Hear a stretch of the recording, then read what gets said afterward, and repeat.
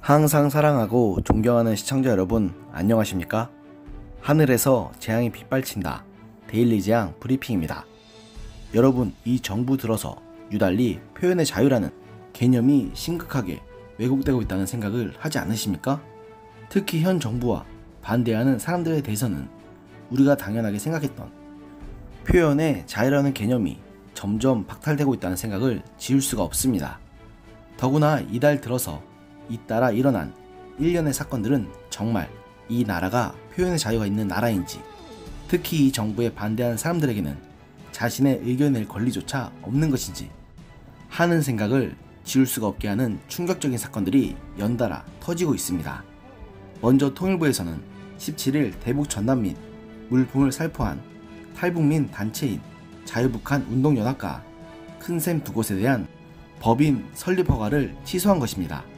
통일부는 이날 오후 입장 자료를 통해 두 법인의 소명 내용과 관련 증거 자료 등을 종합적으로 검토한 결과 민법 제38조에 법인 설립 허가 취소 사유에 해당한다고 최종 판단했다고 법인 설립 허가를 취소한 사유를 밝혔습니다.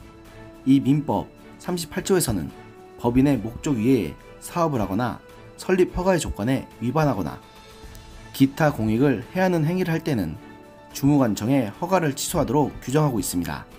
즉 통일부는 박상아 씨가 이끄는 자유북한 운동연합과 그 동생 박종호 씨가 대표인 큰샘이 벌리는 전단 및 물품 살포가 설립 목적 외에 사업에 해당한다고 본 것입니다.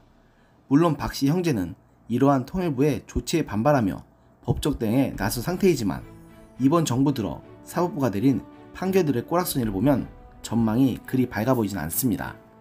바로 조국 전 법무부 장관이 민정수석 시절 박근혜 전 대통령 1심 재판장인 김세훈 판사와 식사했다는 취지의 의혹을 제기한 혐의로 재판에 넘겨진 보수 성향 유튜버 우종창 전 월간조선 기자가 실형을 선고받고 법정 구속된 것입니다. 서울 북부지방법원은 17일 정보통신망 위용 촉증 및 정보보호 등에 관한 법률 위반에 따른 명예훼손 등의 혐의로 기소된 우 전 기자에게 징역 8개월을 선고했는데요. 그러나 우 기자는 단순히 자기 방송에서 허위 사실을 유포한 혐의만으로 유죄 판결을 받았지만 정작 모든 국민들, 특히 경기도민들이 다 보는 앞에서 허위 사실을 유포한 이재명 지사에게는 대법원이 무죄 취지의 파기환송을 했다는 점에서 이번 판결은 그야말로 정치성이 짙게 의심되는 판결로밖에는 볼 길이 없습니다.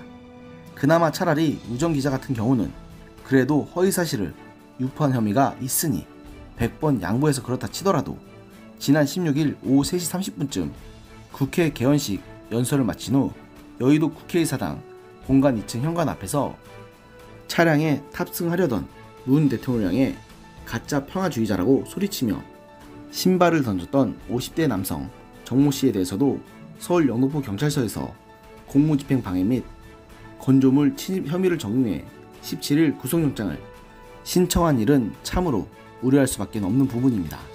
정 씨는 문 대통령이 치욕을 직접 느껴보라는 의미에서 이 같은 일을 벌린 것으로 알려졌습니다. 이에 미래통합당 하태경 의원은 18일 자신의 페이스북을 통해서 그 시민은 테러리스트가 아니며 단순 항의를 표시한 것이기에 넓은 품으로 포용해 주시길 촉구한다고 호소하며 조지 부시 전 미국 대통령의 사례를 소개했습니다. 2008년 12월 이라크에서 있었던 부시 대통령의 기자회견장에서 이라크 기자가 미국의 이라크 침공에 항의하며 욕설과 함께 신발을 두 차례 던졌다. 부시 대통령은 몸을 숙여 신발 두 쪽을 모두 피했고 소동 이후로도 처벌을 원치 않는다고 밝혔다고 하면서 문 대통령도 부시 대통령처럼 정 씨가 테러를 한 것이 아니라 정권에 대한 항의를 표시한 것이라고 주장하며 정 씨에 대한 선처를 호소했습니다. 이렇듯 나날이 반정부 성향 인사들을 향한 탄압이 가속화되어가는 가운데 한국 정부의 이런 폭주에 대해 우리의 최고 우방국이라는 미국에서조차 우려의 목소리가 높아가고 있습니다. 특히 앞서 소개해드린 박상아 대표 형제의 단체가 법인 설립 인가가 취소된 것은 미국 내에서 굉장히 심각하게 받아들이는 분위기인데요. 특히 이 일에 대해서는 미국 내의 인권단체들 뿐만 아니라 전직 국무부 고위 관리까지 가세해 북한의 요구에 굴복했다. 전 세계의 모범이던 한국의 민주주의 전통을 크게 훼손했다는 비판을 쏟아내고 있습니다. 다른 것도 아니고 미국의 국영방송인 미국의 소리 VOA에서 18일 보도하며 이러한 미국 측의 우려를 제대로 보여주고 있습니다. 아니 정말 이게 무슨 나라 망신입니까?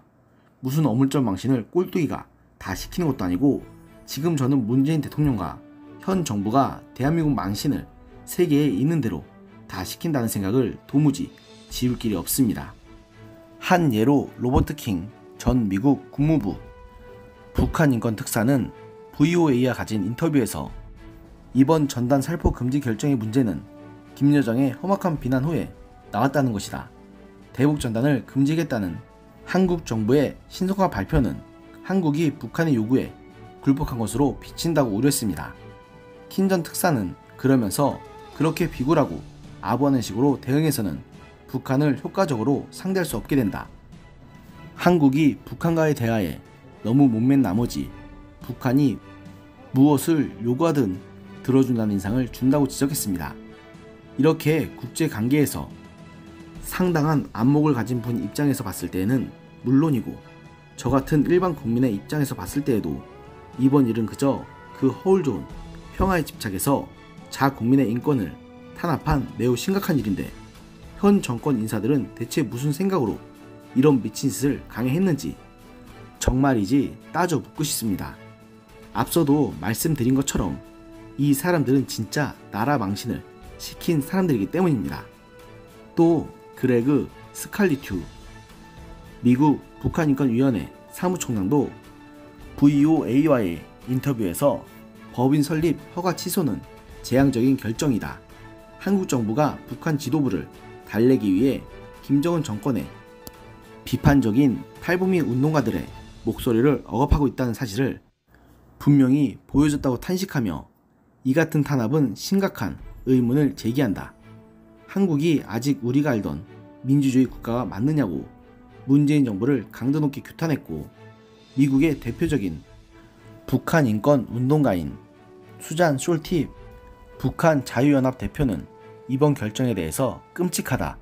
문재인 대통령이 남북한 사람들보다 김씨 독재 정권을 더 염려하고 지지하는 것을 보여주는 또 하나의 사례라고 표현하며 문 대통령은 표현의 자유를 억압하고 탈북민 활동가들을 괴롭히고 협박하면서 한국의 자유민주주의를 서서히 무너뜨리고 있다고 문재인 대통령을 맹비난했습니다. 이렇듯 미국에서조차 우리나라의 상황을 우려하는데 정작 우리 국민들은 이 사태의 심각성을 모르는 게 참 안타깝습니다. 거듭 호소하겠습니다. 자유는 누가 지켜주는 것이 아닙니다. 제가 의식을 갖고 깨어있어 싸울 때 비로소 지킬 수 있는 것입니다. 지금 상황은 우리가 문재인 정권의 탄압에 맞서 싸울 때입니다. 그리고 이렇게 우리가 목소리를 내는 것은 극악무도한 문재인 정권의 탄압에 맞서 우리의 자유를 지킬 수 있는 하나의 수단인 것입니다. 부디 명심하십시오. 우리의 자유는 우리가 스스로 지키는 것이지 누가 지켜주는 것은 아니라는 것을. 오늘의 영상은 여기까지였습니다. 들어주셔서 감사합니다. 여러분의 생각을 댓글에 남겨주십시오.